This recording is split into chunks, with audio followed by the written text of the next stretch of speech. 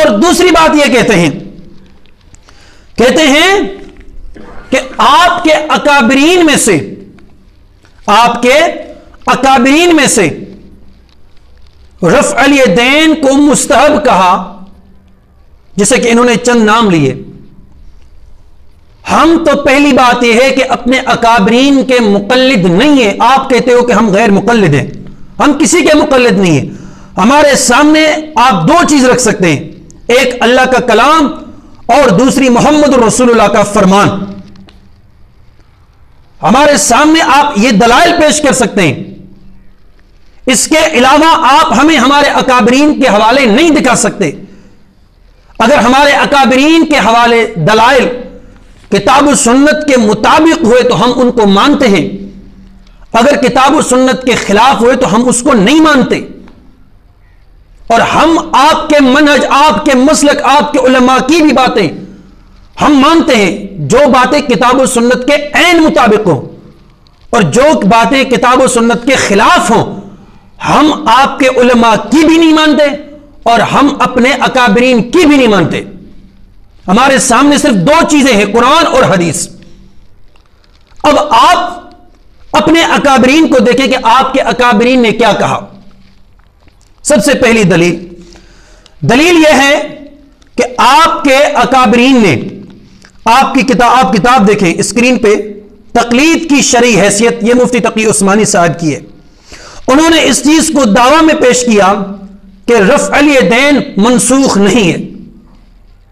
آپ جس کو امام اہل سنت کہتے ہیں اس دور حاضر میں، وہ کراچی کے ابھی بھی زندہ ہیں، لیکن وہ آپ لوگوں سے مختلف بھی ہے۔ وہ کہتے ہیں کہ رفع الیدین منسوخ نہیں ہے۔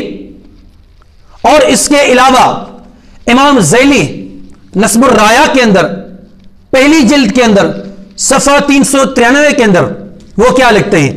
وہ کہتے ہیں کہ جابر بن سمرہ والی حدیث پیش کر کے جو حنفی مقلدین احناف کہتے ہیں کہ اس سے رفع الیدین منسوخ ہے، کہتے ہیں کہ اگر ان کی باتیں صحیح ہیں تو پھر اس سے یہ چیز بھی ثابت ہوتی ہے کہ پھر آپ لوگ جو عیدین کے اندر مزید تکبیرات کے اندر رفع الیدین کرتے ہیں پھر وہ بھی منسوخ ہے، کیونکہ اس میں تو مطلق حکم ہے، عام حکم خاص تو ہے نہیں۔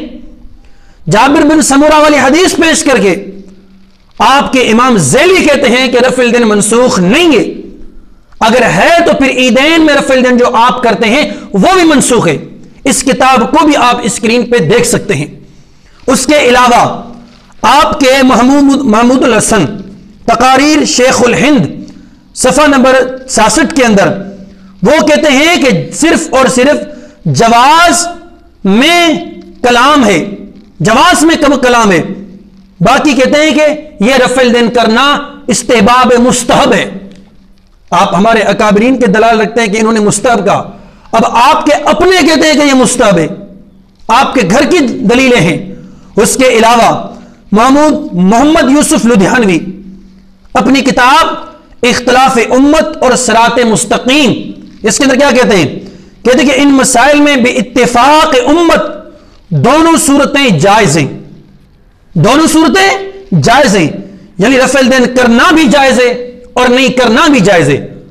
نہیں کرنے والی بات اس کی غلط ہے، لیکن کرنے والی بات تو انہوں نے کہہ دی۔ اس کتاب کو بھی آپ اسکرین پہ دیکھ سکتے ہیں۔ اس کے علاوہ یہ دوسری جگہ پر کیا فرماتے ہیں؟ کہتے ہیں کہ رفع الیدین کو ترک، رفع الیدین بالاجماع دونوں، یعنی رفع الیدین ترک اور رفع الیدین کرنا، کہتے ہیں کہ بے اجماع امت دونوں جائز ہیں۔ اب بات سنیں، اس نے بہت بڑی بات کی لدھیانوی صاحب نے۔ لدھیانوی صاحب کہتے ہیں کہ ترک اور جواز پر اس پر امت کا اجماع ہے، بے اجماع امت کہا، ترک والی بات تو اس کی غلط ہے، لیکن اس چیز کو اجماعی طور پر نقل کیا کہ رفع الیدین جائز ہے، اس پر امت کا اجماع ہے۔ آپ کا اپنا لدھیانوی کہتا ہے کہ رفع الیدین کرنے پر امت کا اجماع ہے، اور آپ کے امین اوکاڑوی تجلیات صفدر کے اندر کیا کہتے ہیں؟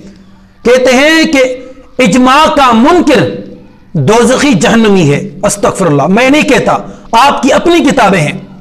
اب لدھیانوی کی بقول آپ مقلدین اس اجماع سے منہ آپ لوگوں نے پھیر لیا۔ اس کے بعد آپ کی اپنی کتاب اسی میں लुधियानवी साहब क्या कहते हैं? कहते हैं कि नबी करीम अलैहि सलाम की इरशादात और सुन्नत तय्यबा भी बे इजमाए उम्मत वाजिबुल अमल हैं। सुभान अल्लाह, क्या कहते हैं कि नबी करीम अलैहि सलाम की बात और आपकी सुन्नत तय्यबा बे इजमाए उम्मत वाजिबुल अमल हैं। कहते हैं कि वाजिबुल अमल हैं। अब आप मुझे बताएं कि अपने अकाबरीन को मानते हुए आप रफ़अल दैन पर इस कदर तनकीस करते हैं, आप इनको इसकी हकारत की नजर से देखते हैं। आपके अबीसियों अकाबरीन इस बात को इकरार कर चुके हैं कि रफ़अल दैन बिल्कुल जायज है, इस पर उम्मत का इजमा है, यह मनसूख नहीं, यह तर्क नहीं। तो आप ऐसी जमात के सामने कैसे पेश होते हैं जिसकी दिफा में आपके अपने अकाबरीन खड़े हैं? और सबसे बड़ी बात यह है कि आप ऐसी बातें करते हैं बगैर तहकीक किए हुए कि मैं क्या कह सकता हूं। यकीन करें कि हम मजबूर हैं, हम इस बात पर मजबूर हैं कि हम आप जैसों को जवाब दें, लेकिन हकीकत यह है कि हम आप जाहिल लोगों को जवाब नहीं देते। यह बात ज़हनशीन कर लें।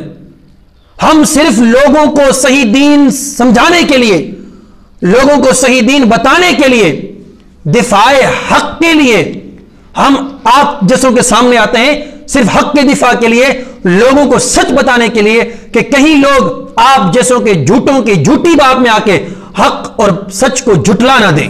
मगर ना आप इस बात के लायक हैं कि हम आपको जवाब दें। यकीन करें कि आप जवाब देने के लायक नहीं हैं, आप इस चीज के लायक नहीं कि हम आपको जवाब दें। क्यों?